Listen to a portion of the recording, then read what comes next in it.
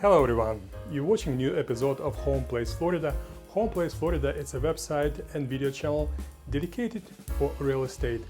My name is Steve Feller. I am a realtor with Future Home Realty here in Tampa Bay area, Florida.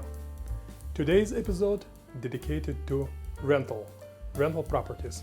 I'm sure you already found a lot of information about the rental properties and how to buy rental properties and what to do about it. But today's episode I want to dedicate specifically out of practical questions that often arise from my clients, and usually it's very interesting that people don't know some details and don't know what may happen. So it's all about rules. All right, so I'll break this episode into rules and we'll explain a little bit about which rule and what to do. Before we go forward, please don't forget to subscribe to my channel and give me a like. This is very important for YouTube, so please, thank you so much. All right, let's go.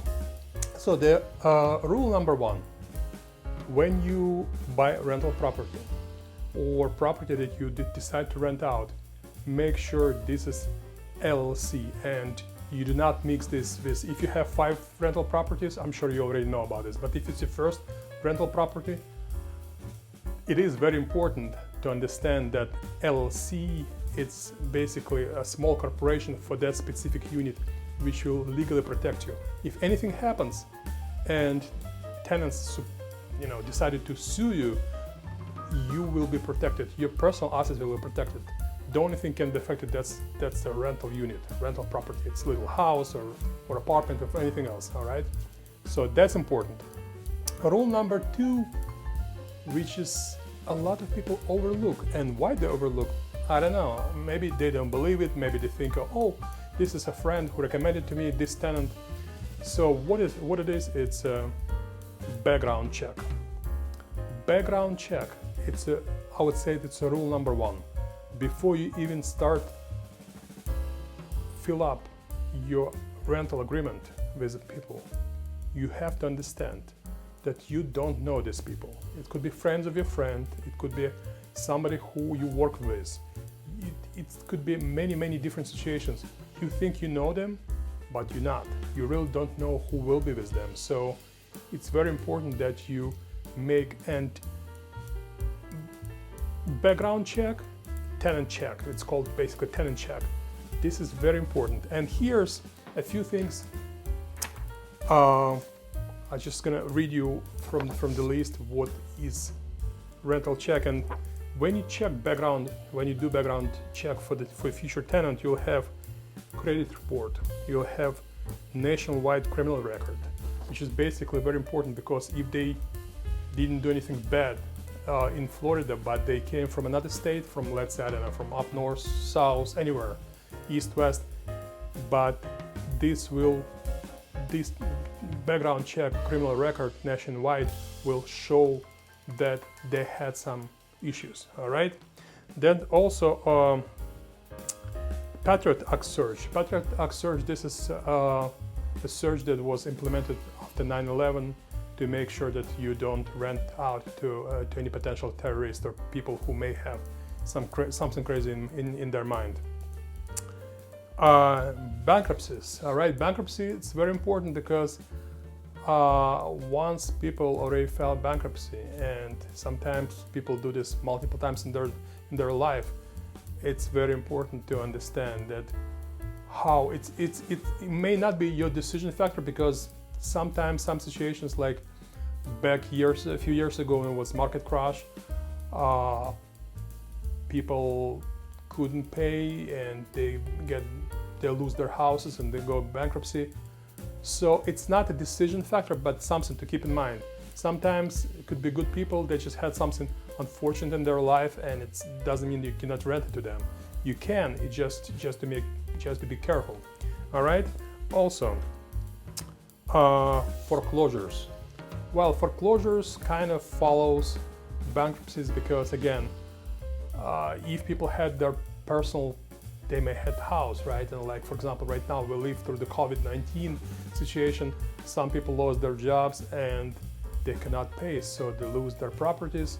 And that's unfortunate. So again, you probably need to sit down. If you see everything else is good, you need to sit down and discuss some eye-to-eye situation with your potential renters, your tenants, just to make sure that they're not negligent. They just, maybe they lost because, again, because they lost through the unfortunate event.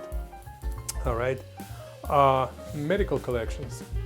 Another thing, people cannot, when they don't have jobs, when they have medical insurance, they may not be able to pay for medical collections, and there may be some charges against them. So they may be able, now they have a job, but now they have to pay back. So that goes out of their income, monthly income, and I'll go to that very shortly. All right. So next one is employment summary. All right. So that's important also, because employment summary, as you understand, will tell you if they are really employed.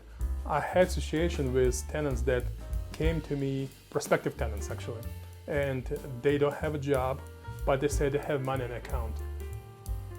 It doesn't mean anything. I'm trying not to think bad about people, not try to think that they make some kind of illegal income or sell something illegal. I really don't care. I'm not into that, but people supposed to show that they have steady income. And I'll talk about this later, but if they have job history, if they're not jumpy, if they're not get fired, if they just, maybe they're innocent and good people and they're hardworking people, or maybe they have a business.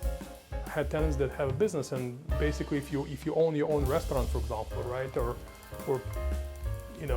any other company, they get employed by their own corporation, so they can show that they have business, and this is the name of the company, they work in there for their own business. So just keep in mind. Known aliases, well, it's like, for example, if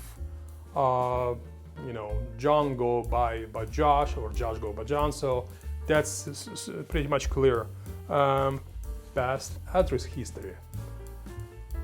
Well, you should know if they're not lying to you, because you're gonna ask them, where do you live before? And if they say they used to live in New Jersey, but they came from any other state, for example, or they came from Ohio, I don't want to say, I mean, it doesn't matter where they came from, but they make sure that they not lying, and they have the addresses, the last address that came in the application, that's the address that gets reported. All right. Nationwide eviction report. Again, if these people rented property from somebody else before and they failed to pay and they went through the eviction process, that's a big red flag. All right, doesn't matter what they'll tell you. I will highly suggest try not to rent to these people, because once they get evicted from the property, that means they purposely did not pay, or something happened and they could not pay. It's not your headache. You don't want to have headache, all right, with your tenants. So be nice to them, say, well, I'm sorry, but we just didn't pass background check. All right, and any judgments, again, they may have judgments against them, and they may owe money to court, or they may owe money to other people. So be very careful. Also, sex offenders, all right? Sex offenders, a lot of, right now, a lot of neighborhoods basically trying to not, and if, let's say you own an apartment, right? You own an apartment in a condominium development. I'm sure there are associations that will ask, say, you cannot rent this to sex offender, because there could be a lot of kids, could be next to a school, this and that. So yes, if you own specific type of property that's far away from school and far away from other places, that, for example, like a mobile home park that's specifically dedicated, yes, it can be. You may rent it to sex offenders that, you know, they have to live somewhere, and they probably will live somewhere. But this is the type of thing that you don't want to put them in your house in a regular neighborhood and or in an apartment, because you may get trouble from association if you have association, or just in general. All right. So now rule number 2. All right. Rule number 2. When you create, let's say your tenant check passed through, and now you're ready to write a rental agreement. First of all, I would really recommend to use Florida Association of Realtors rent agreement. Of course, you can go to attorney, you can go to internet, you can download some agreements, this and that, but I would highly recommend you. And if you have any questions, please always feel free to contact me through my website, homeplaceflorida.com. You can find me at Facebook, but Home Place Florida, again, this is Facebook/Home Place Florida. There's phone numbers there. Please feel free to contact me. It's no obligation, it's free consultation. But here's the thing: when you rent, and I'm not going to go through the entire rental agreement, but rental agreement will have a lot of details to protect you from future troubles. And one of them is, for example, you have to specify that they cannot sublease. What does it mean?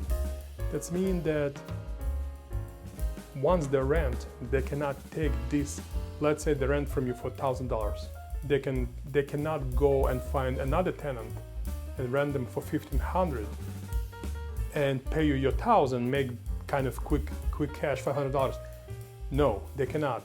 The reason is because, unfortunately, I know cases when people done this and they didn't specify specifically in the lease, so their tenants subleased it, and they subleased it, obviously didn't check background.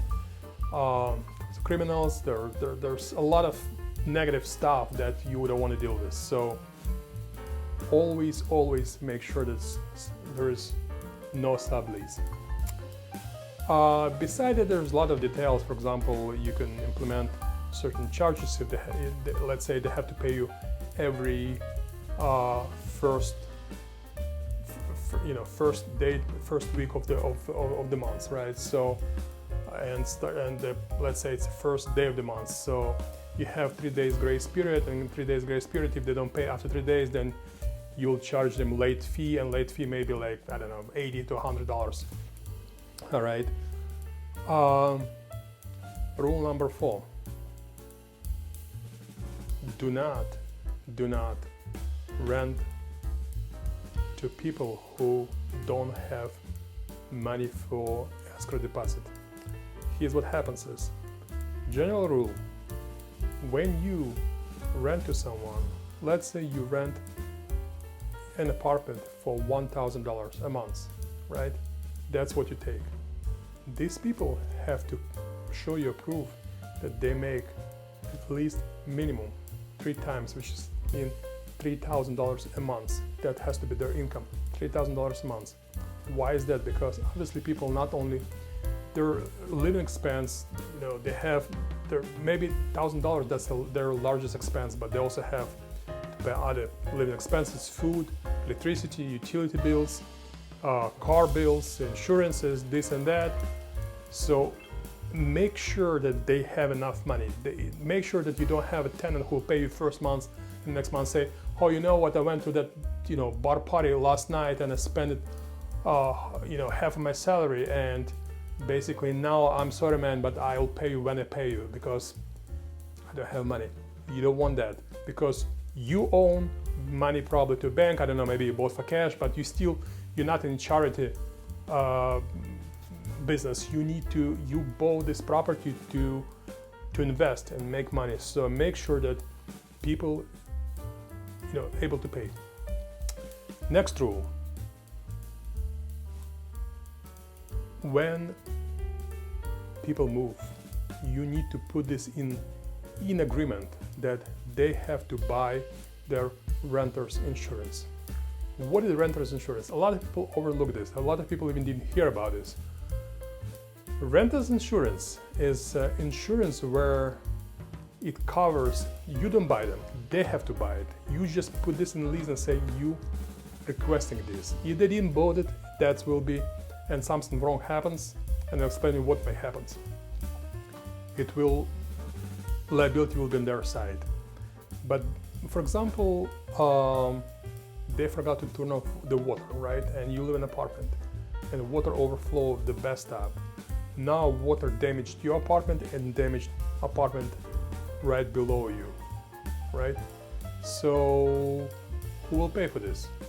Okay, obviously you have insurance, you may have insurance that will pay for this, but their insurance will pay for their losses, and their insurance will pay partially for your losses, all right, and will pay to cover up expenses for repair of your neighbor's property that was damaged because of the water leak, all right, and your expenses. So, for example, let's say a situation that you said you forgot to put this, or you did not put this renter insurance. So now they can come back to you and sue you saying you didn't tell them about this and they didn't know. Now they have losses. So make sure it's always included. It's up to them, they buy or not. You cannot really force them to buy it, but it's important that it's in the paper and they know about this. All right. We can talk infinitely. There's a lot of information about what to do with the property and how to rent it. So I'll be more than glad to answer all your questions. Feel free to call me 727-492-6291 or visit my website homeplaceflorida.com. There's a lot of information. There are videos posted every time. Sometimes you have a guest who will talk about different stuff and different information, give you. We will have legal advisors, we'll have home inspectors, we'll have financial advisors, mortgage brokers who will talk about some information that will be interesting for you. So don't forget to subscribe. Don't forget, give me your like and visit my channel. So every time we have new video, you will be notified. All right. Thank you so much. Look forward to hear from you. This is Steve Feller with Future Home Realty and my website homeplaceflorida.com. Thank you for watching. Have a good day. Bye-bye.